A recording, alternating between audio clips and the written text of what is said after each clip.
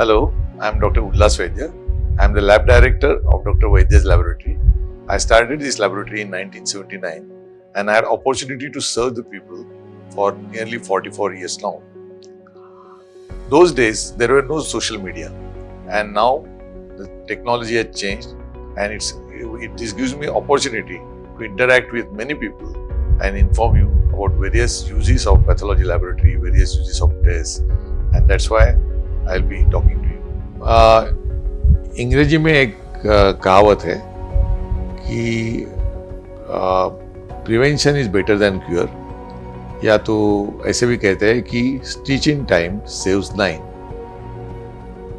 अपने हेल्थ के लिए ये बहुत इम्पोर्टेंट है, क्योंकि अगर हम पहले ही पहचान सके कि हमारे बॉडी में कुछ प्रॉब्लम आने चालू हुआ है या होने वाला है, तो हम उसका इनिशियली ट्रीटमेंट करके वो बीमारी से हम बच सकते हैं। और इसलिए अपना जो एनुअल चेकअप है वो बहुत इम्पोर्टेंट है। जैसी उम्र बढ़ जाती है, जैसे 40-45 के बाद डायबिटीज़ से एक बीमारी होने का खतरा रहता है, और ये ऐसी जो बीमारियां हैं, फॉर एग्जांपल डायबिटीज़ है, किडनी फेल्यूर है, ये बाहर से पता भी नहीं चलती, क्योंकि आदमी को वैसे बाहर कुछ दिखता नहीं जब तक वो बीमारियां दूसरे किसी ऑर्गन पे असर करती है। तो इसलिए ये स्पेशली ऐसी बीमारियां हमें ब्लड टेस्ट से या इनिशियल जो डायग्नोस्टिक चेकअप हम करेंगे उससे ही पता चलता है। तो आज मैं आपको डायग्नोस्टिक चेकअप कैसे करना चाहिए, क्या क्या होना चाहिए, इसके लिए मैं आपको थोड़ी सी इंफॉर्मेशन देना चाहता हूँ। कैसा है कि हमारे बदन का पूरा चेकअप होना चाहिए। वैसे तो जब हम एनुअल चेकअप करते हैं तो उसमें पूरा चेकअप होना है। जैसे कि ईएनटी है, ईएनटी में ओरल कैविटी में कुछ प्रॉब्लम है क्या नहीं, कहाँ नेक में कुछ गांठ है क्या नहीं, ये सभी फिजिकल एग्जामिनेशन में है। सो फिजिकल एग्जामिनेशन में हमें ये समझता है कि बदन में सभी ओवरऑल ऑर्गन्स है वो अच्छे है नहीं है, ये अपने को समझ जाता है। सिमिलरली हम जब ब्लड टेस्ट करते हैं, तो जैसे मैंने कहा, तो ब्लड शुगर कैसे है, डायबिटीज़ है या नहीं है, या बॉर्डर लाइन है, क्या एकदम नॉर्मल है, ये अभी हमको समझ जाता है। उसमें भी कई ऐसी टेस्ट है कि ग्लाइकोसिलेटेड हीमोग्लोबिन जो कहते हैं या HbA1c कहते हैं, उससे हमें चलता है कि गए 3 महीने में हमारा ब्लड शुगर कैसे था।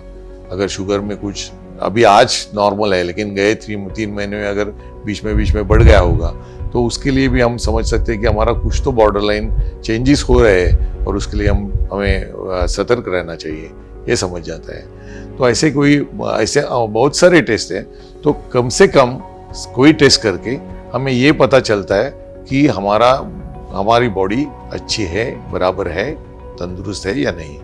तो उसके लिए हमने हमारे पास हेल्थ इंडिकेटर करके एक छोटा सा पैकेज बनाया जो बहुत सस्ता है, और जिसमें हम थोड़ी टेस्ट करके ही हमें समझते हैं कि किसी टेस्ट की डिटेल करनी चाहिए या नहीं। और जिसमें हम क्या इंक्लूड करते हैं, तो जैसे कि हमारे पास लीवर के लिए SGPT है, क्रिएटिनिन किडनी के लिए है, HbA1c शुगर के लिए, ऐसे 4-5 टेस्ट के जानने से ही हमें पता चलता है कि ये पर्टिकुलर ऑर्गन का ज़्यादा डिटेल स्टडी करना चाहिए या नहीं चाहिए।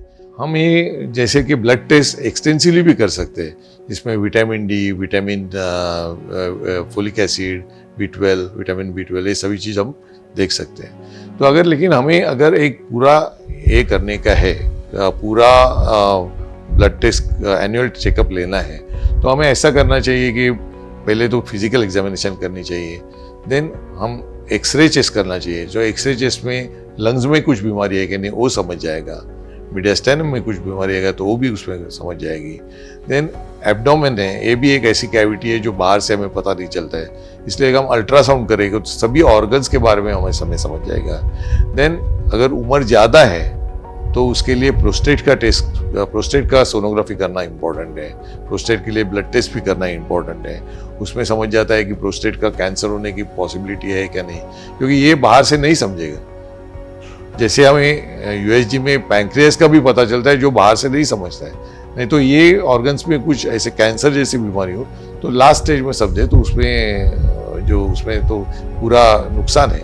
इसके लिए वो अर्ली फाइंड आउट करना बहुत इम्पोर्टेंट। तो ये सभी टेस्ट हमें करना चाहिए जैसे कि एक्सरे, ईसीजी, स्ट्रेस टेस्ट अगर रिक्वायर्ड हो तो, देन यूएसजी, जरूरत पड़े तो सीटी स्कैन।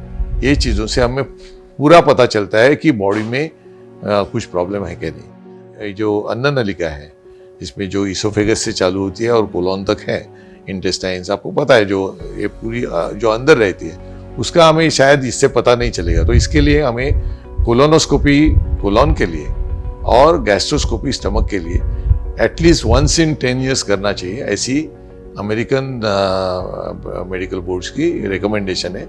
तो ये करने से भी हमें पता चलता है कि हमारा इसोफेगस कैसा है। अगर उसके इसोफेगस और गैस्ट्रिक यानी स्टमक जो है उसके बॉर्डर पे कुछ प्रॉब्लम है क्या, जहाँ से कैंसर चालू होने की संभावना होती है, या तो कोलोनोस्कोपी में हमें समझ सकता है कि पॉलिप्स है क्या, पॉलिप्स रह गए तो मैलिग्नेंसी होने के चांसेस होते हैं। तो ये सभी चीज़ों का हमें पता चलता है कि हम उनको पहले से ही अवॉइड करने के लिए क्या करें। जैसे आपको पता है कि लेडीज़ के बारे में ब्रेस्ट कैंसर अवॉइड करने के लिए उन्हें उसके लिए भी हमें ममोग्राफी करनी चाहिए, या जैसे हमारे पास निरामयी करके उसका ब्रेस्ट का स्पेशल इंस्ट्रूमेंट है जिससे पता चलता है कि ब्रेस्ट का कुछ प्रॉब्लम होगा या नहीं होगा, अगर है तो उसके लिए वो क्या है, ये सभी आगे चीज़ें उसकी फाइंड आउट कर सकते हैं। तो ये सर्टन थिंग्स हमें एनुअल चेकअप में करनी चाहिए, जिससे हम पूरा बॉडी का अंडरस्टैंड करके अगर कुछ बीमारी आने वाली है या नहीं आने वाली है ये समझ सकते हैं।